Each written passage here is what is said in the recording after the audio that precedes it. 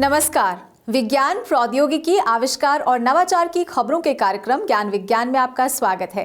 मैं हूं आपके साथ ऐश्वर्या। आज के अंक में हम बात करेंगे भारत में पहली बार पारंपरिक ज्ञान के संचार और प्रसार पर आयोजित अंतर्राष्ट्रीय सम्मेलन CDTK 2023 की। बताएंगे क्या है भारतीय वैज्ञानिकों द्वारा डाक विभाग के लिए तैयार किया गया टाइम कैप्सूल। खबरें और भी होंगी, लेकिन शुरुआत करते हैं इस अंक की सुर्खियों से। पारंपरिक ज्ञान का संचार और प्रसार पर पहला अंतर्राष्ट्रीय सम्मेलन आयोजित। CSIR निस्पर के इस 2 दिवसीय कार्यक्रम में जुटे देश विदेश के प्रतिभागी। गहन विज्ञान में मेटावर्स को लागू करना आर्थिक विकास के लिए है महत्वपूर्ण। प्रौद्योगिकी सूचना पूर्वानुमान एवं मूल्यांकन परिषद टाइफैक के 36वें स्थापना दिवस पर आगामी चुनौतियों पर चर्चा। महिला सशक्तिकरण को बल दे रहा है DST द्वारा समर्थित बायोमास ड्रायर। इस वैज्ञानिक हस्तक्षेप से बदल रही है अरुणाचल प्रदेश के दूर दराज क्षेत्रों की तस्वीर। और 2047 के भारत को लेकर भारतीय युवाओं की परिकल्पना टाइम कैप्सूल में संग्रहित। IIT दिल्ली द्वारा डाक विभाग के लिए तैयार किया खास टाइम कैप्सूल अमृतपेक्स 2023 में हुआ प्रदर्शित। और अब खबरें विस्तार से। पिछले दिनों नई दिल्ली में पहली बार पारंपरिक ज्ञान का संचार और प्रसार विषय पर अंतर्राष्ट्रीय सम्मेलन CDTK 2023 का आयोजन किया गया। CSIR निस्पर द्वारा आयोजित इस 2 दिवसीय सम्मेलन का उद्घाटन केंद्रीय विज्ञान एवं प्रौद्योगिकी और पृथ्वी विज्ञान मंत्री डॉक्टर जितेंद्र सिंह ने किया। इस कार्यक्रम का उद्देश्य पारंपरिक ज्ञान के महत्व और उपयोगिता को वैश्विक मंच पर लाना है। CDTK 2023 पर ज्ञान विज्ञान की एक रिपोर्ट। विश्व को जीरो देने वाले भारत का पारंपरिक ज्ञान विज्ञान का आधार कहा जा सकता है। तारों की गणना, वैदिक गणित, आयुर्वेद, सिविल इंजीनियरिंग जैसे हर क्षेत्र में भारत प्राचीन काल से अग्रणी रहा और दुनिया का मार्गदर्शन करने वाले ज्ञान का प्रसार किया, जो आज भी प्रासंगिक है। भारत सरकार अब तेजी से भारतीय ज्ञान और विज्ञान को नवीन रूप देकर आधुनिक नवाचार का आधार बनाने के सफल प्रयास कर रही है। इसी कड़ी में 14 और 15 फरवरी को पारंपरिक ज्ञान का संचार और प्रसार पर एक अंतर्राष्ट्रीय सम्मेलन CDTK 2023 का आयोजन किया गया। CSIR के राष्ट्रीय विज्ञान संचार एवं नीति अनुसंधान संस्थान द्वारा नई दिल्ली में आयोजित इस सम्मेलन में केंद्रीय विज्ञान एवं प्रौद्योगिकी और पृथ्वी विज्ञान मंत्री डॉक्टर जितेंद्र सिंह ने मुख्य अतिथि के तौर पर हिस्सा लिया। अपने संबोधन में केंद्रीय मंत्री ने वैज्ञानिकों और नवाचारकों से आधुनिक उपकरणों और प्रौद्योगिकी का उपयोग करते हुए उन्नत वैज्ञानिक अनुसंधान के साथ तालमेल और एकीकरण में पारंपरिक ज्ञान के इष्टतम मिश्रण और उपयोग का आह्वान किया। At the outset, I think I owe to formally congratulate the DG and Director Dr. Ranjana for having organized the first of its kind event, the first ever possibly a conference on communication of traditional knowledge. And that too a 2-day event, which I can see takes a lot of effort and perseverance to organize an event of this scale. And in a subject which is not very often discussed. But I'm sure this is going to be a great beginning and is going to lead us to the next level. Also because in organizing the first of its kind conference on the communication of traditional knowledge, I think there couldn't have been a better venue than India. Because India possibly has the largest and the richest pool of traditional knowledge with us. And it is in varied form. It's written, it's spoken, it's also applied. Written in the form of the ancient scriptures that we have, referring to various scientific deeds, achievements, works, which may not be directly referred to as scientific, but they have a strong scientific undertone. इस 2 दिवसीय सम्मेलन में भारत के सभी राज्यों सहित America, Canada, Switzerland, Qatar और तुर्की जैसे देशों के 200 से ज्यादा प्रतिभागियों ने हिस्सा लिया। इस मौके पर केंद्रीय मंत्री ने भारत का वैज्ञानिक रूप से मान्य सामाजिक पारंपरिक ज्ञान यानी स्वास्तिक ब्रोशर और लोकप्रिय विज्ञान पुस्तक और भारतीय पारंपरिक ज्ञान पत्रिका का आजादी का अमृत महोत्सव अंक भी जारी किया। सम्मेलन में शामिल CSIR की महानिदेशक और DSIR की सचिव डॉक्टर कलाई सेल्वी ने कहा कि हम एक ऐसे सुनहरे दौर में रह रहे हैं जो विज्ञान और वैज्ञानिक अनुसंधान का जश्न मना रहा है। Friends, we are living in a very, very golden period wherein the government of India is celebrating science and scientific research and development. We normally used to believe that India being a democratic country, it is the government of the people, for the people and by the people. Whenever the government of India is making any kind of schemes and announcements for the benefits of the common man in the form of citizen of this country, we from research organizations, we take the scientific responsibility, we give them a shape, scientific shape, then we join hands with industry, we make it as a technology, then we make it as a complete package of a device, we reach the market, and we believe that market is the interface wherein the common man is able to really get in touch with science and technology. So for any scientific PI, principal investigator, or for any researcher, I think the journey ends there, because the moment my product reaches the market, I'm so happy, I'm getting celebrated, and I feel so really having a feeling of having done something really great. But for an organization, it is not only reaching the market, how best you are crowd pulling the market, how best you are making the community to get themselves aware of what is the market is ready with the science and technology. That is where the success of an organization lies, and that is where the communication, the science communication is coming into picture. Bharat आज हर क्षेत्र में स्वदेशी संसाधनों को सर्वोच्च प्राथमिकता दे रहा है। इनमें हिंद महासागर में डीप सी मिशन जैसे कार्यक्रम भी शामिल हैं। वहीं लेवेंडर की खेती जैसे पारंपरिक संसाधनों को आधुनिक तकनीक का उपयोग कर एक उद्यम में बदला जा सका है, जिससे दुर्गम क्षेत्रों में भी रोजगार के अपार अवसर पैदा हुए हैं। भारत पारंपरिक ज्ञान और विज्ञान से समृद्ध देश है, जिसे आधुनिक रूप में ढालकर भारत न सिर्फ आर्थिक रूप से सबल बन सकता है, बल्कि फिर से दुनिया के मार्गदर्शक के तौर पर अपनी पहचान बना सकता है। 10 फरवरी को प्रौद्योगिकी सूचना पूर्वानुमान एवं मूल्यांकन परिषद टाइफैक ने अपना 36वां स्थापना दिवस मनाया। भारत सरकार के विज्ञान एवं प्रौद्योगिकी विभाग के अंतर्गत स्थापित इस संस्थान ने राष्ट्रीय महत्व के प्रौद्योगिकी क्षेत्रों में अपनी नेटवर्क कार्यों द्वारा नवाचारों को प्रोत्साहन देने का काम किया है। स्थापना दिवस के मौके पर विशेषज्ञों ने नवीन तकनीकों की जरूरत पर जोर दिया। ज्ञान विज्ञान की एक रिपोर्ट। प्रौद्योगिकी विकास के क्षेत्र में दूरदृष्टि, प्रौद्योगिकी की ट्रेजेक्टरी का मूल्यांकन और राष्ट्रीय महत्व के चुने हुए प्रौद्योगिकी क्षेत्रों में नेटवर्क तैयार कर नवाचारों को सहायता प्रदान करने के उद्देश्य से 1988 में विज्ञान एवं प्रौद्योगिकी विभाग के अंतर्गत एक स्वायत्त संस्थान प्रौद्योगिकी सूचना पूर्वानुमान एवं मूल्यांकन परिषद टाइफैक की स्थापना की गई।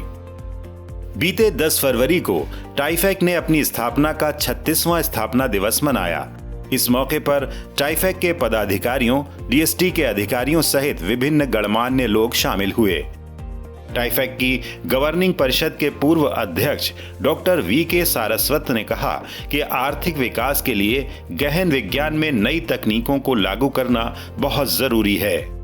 भारत सतत प्रौद्योगिकी विकास के लिए नवाचार की छठी लहर की ओर बढ़ रहा है। ऐसे में सर्कुलर अर्थव्यवस्था, हरित तकनीक और मैन्युफैक्चरिंग आधार को बढ़ाने पर ध्यान देने की जरूरत है।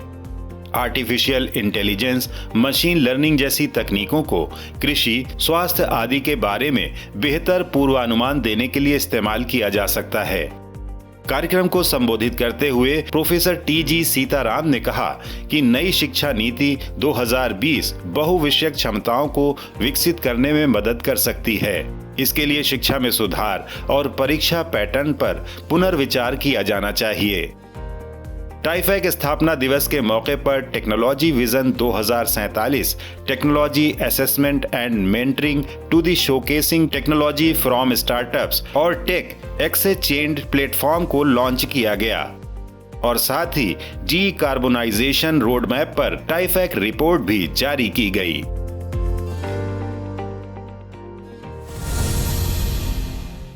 वैज्ञानिक हस्तक्षेपों से किस तरह सामाजिक और आर्थिक उत्थान संभव हो सकता है, इसका एक उदाहरण है अरुणाचल प्रदेश के दूर दराज क्षेत्रों में उपयोग किया जा रहा बायोमास ड्रायर। विज्ञान एवं प्रौद्योगिकी विभाग के सीड डिवीजन और राज्य सरकार की योजनाओं के अंतर्गत दिए जा रहे प्रोत्साहन की मदद से स्थापित ये समाधान खासकर महिलाओं को सशक्त बनाने का काम कर रहा है। कैसे, यह जानते हैं ज्ञान विज्ञान की इस विशेष रिपोर्ट में।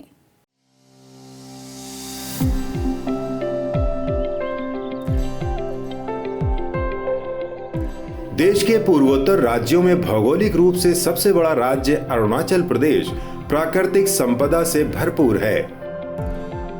यहाँ के लोग कृषि उत्पादों के तौर पर चावल, गेहूं, मक्का, आलू, दलहन और सरसों के अलावा कई तरह के फल और मिर्च, अदरक जैसे मसाले भी उगाते हैं, जो यहाँ की विशेषता है।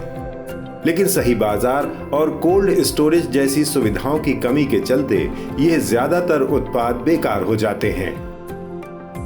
स्थानीय लोग इन उत्पादों को लंबे समय तक सुरक्षित रखने के लिए पारंपरिक तरीकों का इस्तेमाल तो करते हैं, लेकिन वो पर्याप्त नहीं होते और साथ ही उससे उत्पादों की गुणवत्ता में भी कमी आ जाती है।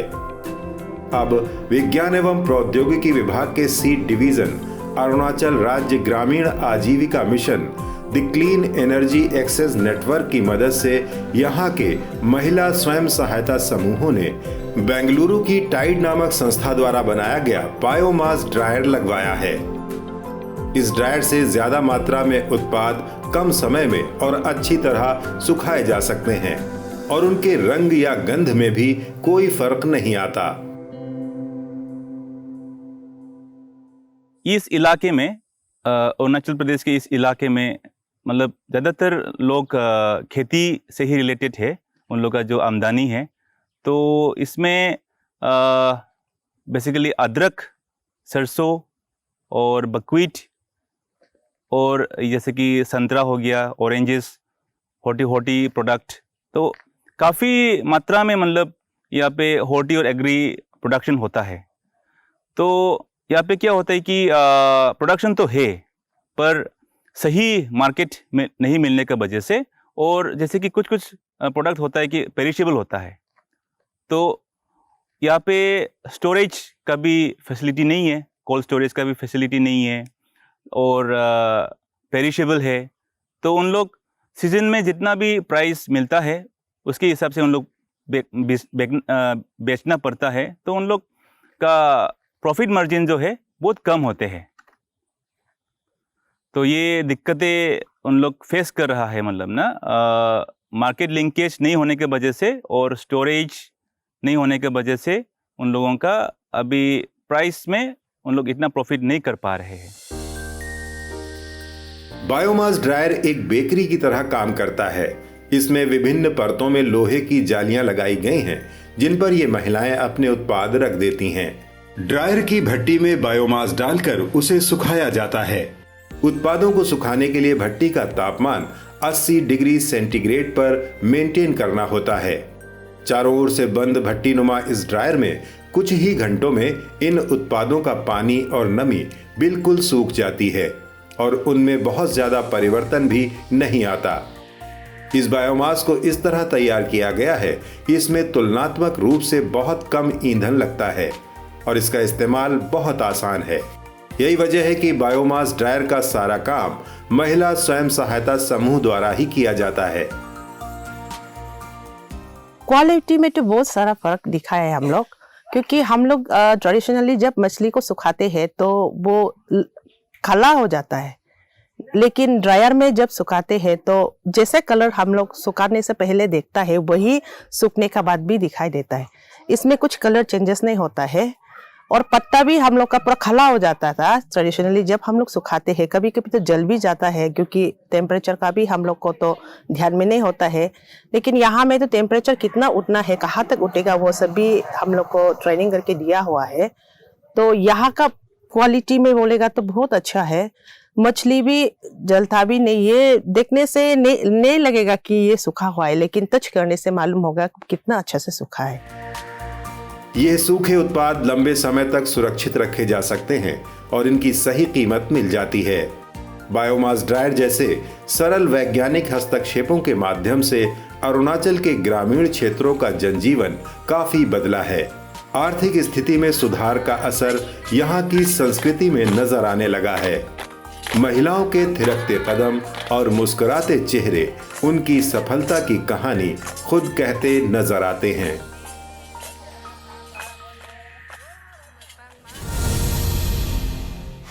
भारतीय प्रौद्योगिकी संस्थान दिल्ली के वैज्ञानिकों ने डाक विभाग के लिए एक टाइम कैप्सूल डिजाइन किया है। इस कैप्सूल को 11 से 15 फरवरी तक नई दिल्ली के प्रगति मैदान में आयोजित अमृत पैक्स 2023 में प्रदर्शित किया गया। Share your vision of India at 2047 अवधारणा के तहत इस कैप्सूल में पत्र और पोस्टकार्ड संग्रहित किए गए हैं। क्या है ये टाइम कैप्सूल? जानने के लिए देखते हैं ज्ञान विज्ञान की एक खास रिपोर्ट।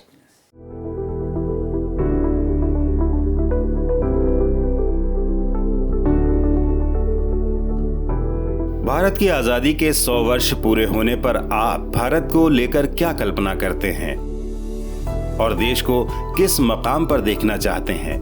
इन सब को संग्रहित करेगा टाइम कैप्सूल। जी हां, भारतीय प्रौद्योगिकी संस्थान दिल्ली के वैज्ञानिकों ने डाक विभाग के लिए एक खास टाइम कैप्सूल डिजाइन किया है, जिसे 11 से 15 फरवरी तक नई दिल्ली में आयोजित डाक विभाग की राष्ट्रीय डाक टिकट प्रदर्शनी अमृत पैक्स 2023 में प्रदर्शित किया गया। भारतीय डाक विभाग द्वारा संस्कृति मंत्रालय के सहयोग से आयोजित इस 5 दिवसीय कार्यक्रम में बड़ी संख्या में स्कूली छात्र छात्राओं ने हिस्सा लिया और time capsule share your vision of India at 2047 की अवधारणा से प्रदर्शित टाइम कैप्सूल को लेकर काफी उत्साहित दिखे। बच्चों ने इंडिया एट 2047 को लेकर अपने विजन को पत्रों और पोस्टकार्ड पर लिखा और उसे टाइम कैप्सूल में संग्रहित कराया। ये जो टाइम कैप्सूल है, जो इंडिया पोस्ट से हमारे पास में इसका रिक्वायरमेंट आया था, ये इसका रिक्वायरमेंट बड़ा क्रिटिकल था। इसके अंदर हमें मतलब कई सारी चीज़ें इसमें हमें इंश्योर करनी थी, जैसे कि उसको एक कुछ वेट कैरी करना था, उसके अंदर चिट्ठियाँ जो रहेगी वो 25 ईयर्स तक रहेंगी, तो वो मतलब कि उतने पीरियड तक उसको प्रॉपरली कैरी करे, तो उसके लिए कई सारी रिक्वायरमेंट होती है। तो हमारी टीम ने उसको पहले उसमें कैलकुलेशंस किए, सारे स्ट्रेस कैलकुलेशंस जो होते हैं वो सब ये इंश्योर करने के लिए कि वो प्रॉपरली लोड ले सके। उसका डिज़ाइन कैसा होगा, बिकॉज एस्थेटिक्स भी बहुत इंपॉर्टेंट है, लुक काफ़ी अच्छा होना चाहिए था। तो हमारी टीम ने उसके ऊपर पहले वर्कआउट किया, उसके अकॉर्डिंगली उसका एक डिज़ाइन तैयार किया, फिर उसको प्रॉपरली फैब्रिकेट किया गया और उसके अंदर इस तरीके से कोटिंग लगाया गया सो दैट कि उसके अंदर मतलब कि 25 ईयर्स तक उसका लाइफ जो है वो डिग्रेड ना हो और वो उसका परफॉर्मेंस वैसा का रहे जैसा मतलब होना चाहिए उसका। एंड सो इसके लिए हमने मतलब पूरी टीम ने एफर्ट लगाया। आईआईटी दिल्ली के मटेरियल साइंस और इंजीनियरिंग विभाग द्वारा इस टाइम कैप्सूल को स्टीलनेस स्टील से तैयार किया गया है, जिसका वजन लगभग 75 किलोग्राम है। 100 सेंटीमीटर ऊंचे और 70 सेंटीमीटर व्यास के इस कैप्सूल में 750 से ज्यादा पोस्ट कार्ड संग्रहित किए जा सकते हैं। टाइम कैप्सूल लंबे समय तक लेखों आदि को संरक्षित रखने का एक तरीका है। इसमें किसी तरह के इतिहास, लेख या प्रतिज्ञाओं को रखकर उसे जमीन के अंदर दबा दिया जाता है और निश्चित समय पर इनको निकाल कर देखा जा सकता है। Fabrication of a time capsules which can be environmentally protective and then mechanically superior for at least 25 years. Then I collaborated with some of our professors, I mean, at IIT Delhi, and we have come up with a futuristic design, which is mechanically superior and environmentally protective to store these many number of letters. And we have delivered in a very short period of time, because the project has come up like just 10 days prior to the event. And at the end of the day, we were able to successfully design it for them. And to be honest, this is like the first time capsule concept what Department of Post have introduced, and later on even for IIT Delhi, it's like a new concept. And I'm glad that we were able to honor at the right time. डाक विभाग के अमृतपेक्स कार्यक्रम के लिए विशेष रूप से तैयार इस टाइम कैप्सूल में भी भारत के नागरिकों की आज की सोच और भविष्य के भारत को लेकर उनकी कल्पना को संग्रहित और संरक्षित किया गया है। 2047 में जब ये कैप्सूल निकालकर उसमें रखे गए पत्रों और पोस्ट कार्डों को पढ़ा जाएगा तो पता चलेगा कि जो कल्पना की गई थी उसकी तुलना में हम कहां तक कामयाब हुए।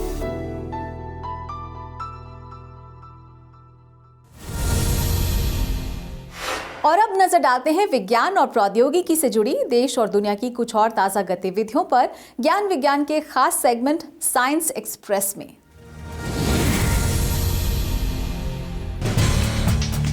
केंद्रीय विज्ञान एवं प्रौद्योगिकी और पृथ्वी विज्ञान मंत्री डॉक्टर जितेंद्र सिंह ने पिछले दिनों हैदराबाद स्थित राष्ट्रीय भू सूचना विज्ञान एवं प्रौद्योगिकी संस्थान में मौजूद सुविधाओं का दौरा किया और वहां चलाए जा रहे पाठ्यक्रमों आदि के बारे में जानकारी प्राप्त की। इस मौके पर बातचीत के दौरान केंद्रीय मंत्री ने कहा कि NIGST के पास सिविल सेवा के निर्माण में महत्वपूर्ण भूमिका निभाने के लिए भूस्थानिक प्रौद्योगिकियों में पर्याप्त क्षमता और विशेषज्ञता उपलब्ध है।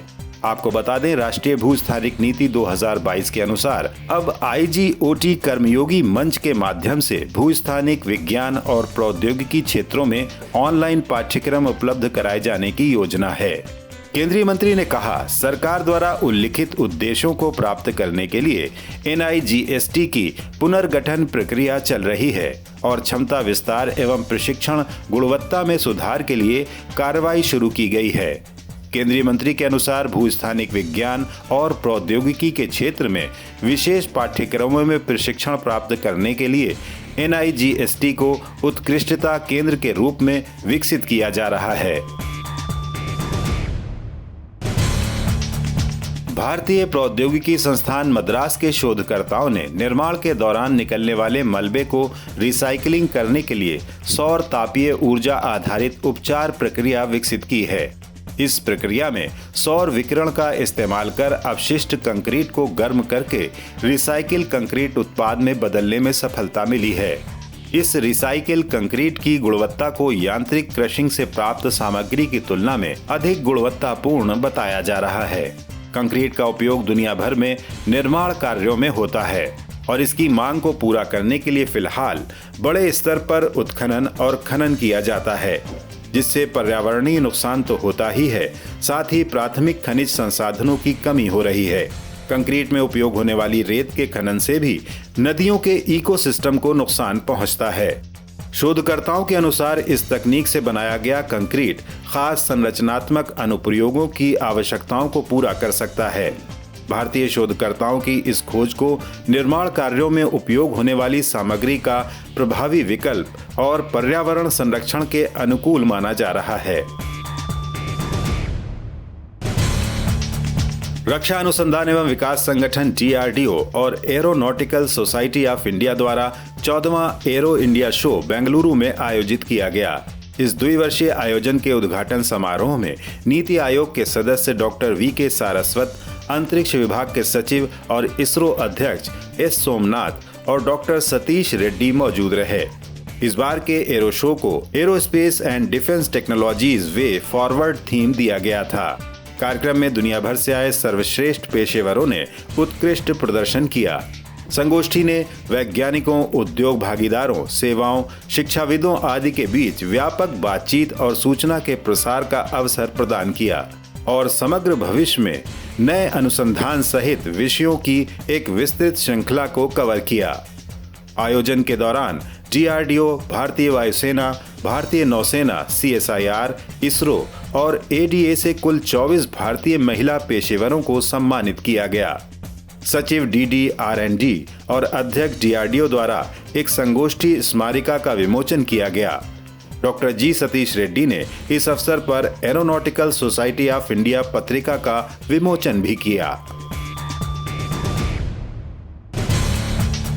सौर ऊर्जा उत्पादन सुविधाओं की योजना और कार्यान्वयन में भारत की सफलता के बारे में जानने के लिए 13 अफ्रीकी देशों से 60 प्रतिभागी 14 से 18 फरवरी तक भारत के दौरे पर हैं। केंद्रीय विद्युत और नवीन एवं नवीकरणीय ऊर्जा मंत्री श्री R.K. सिंह ने इन प्रतिनिधियों के साथ बातचीत की। केंद्रीय मंत्री ने जानकारियां साझा करते हुए कहा, ऊर्जा क्षेत्र में भारत की यात्रा व्यापक और संतोषजनक रही है, जिसमें कई अनुभव हासिल हुए हैं और दुनिया भर में ऊर्जा के इकोसिस्टम के विकास के लिए वो बहुत उपयोगी हैं। दुनिया की सबसे बड़ी चुनौती 8 अरब लोगों को ऊर्जा तक पहुंच में सक्षम बनाना और इस प्रकार उन्हें बेहतर जीवन का स्तर प्रदान करना है। इसलिए ऊर्जा की पहुंच का प्राथमिक महत्व है। भारत की ग्रिड इंडिया और WAPP के सहयोग से ये कार्यक्रम मानक तय करेगा और सभी ISA सदस्य देशों में सोलर इकोसिस्टम को मजबूत करने में मदद करेगा। देशों के बीच ज्ञान और सूचनाओं के निर्बाध आदान प्रदान से ISA के सदस्य देशों और जलवायु परिवर्तन के खिलाफ लड़ाई को काफी फायदा मिल सकता है।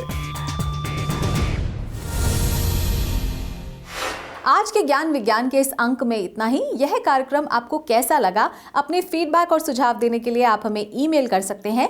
हमारा ईमेल है indiascience@vigyanprasar.gov.in। आप अपनी राय हमें डाक के द्वारा भी भेज सकते हैं। हमारा पता है विज्ञान प्रसार, A50, सेक्टर 62, नोएडा 201309, उत्तर प्रदेश।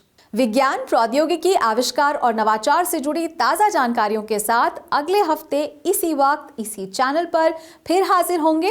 तो बने रहिए हमारे साथ वैज्ञानिक सोच के साथ। नमस्कार।